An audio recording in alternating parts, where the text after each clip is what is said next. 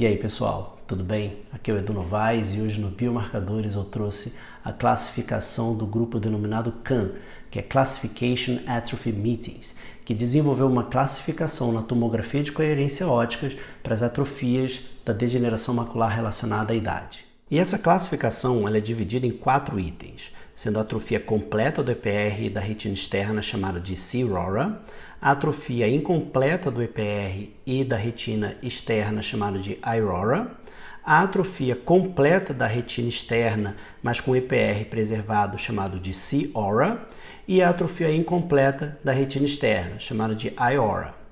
E na atrofia completa do EPR e da retina externa, a gente vai ter uma atrofia geográfica que na tomografia de coerência óptica vai ser representada como uma descontinuidade do EPR e uma atrofia da retina externa com uma hipertransmissão do sinal para a coroide de pelo menos 250 micras de comprimento.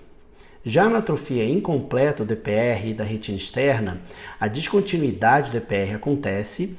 Existe uma atrofia com uma queda plexiforme da retina externa em sentido à coroide e uma hipertransmissão do sinal que tem que ser menor do que 250 micras. Na atrofia incompleta da retina externa, existe então um EPR íntegro e uma retina externa com pelo menos uma das suas camadas fragmentadas, como aqui no caso a fragmentação da elipsoide com uma membrana limitante externa contínua. E essa atrofia da retina externa incompleta e a completa, ou seja, a I-ORA e a C-ORA, elas geralmente estão associadas às pseudodrusas reticulares. E para finalizar, a atrofia completa da retina externa, a gente vai ter um EPR íntegro e as camadas da retina externas fragmentadas.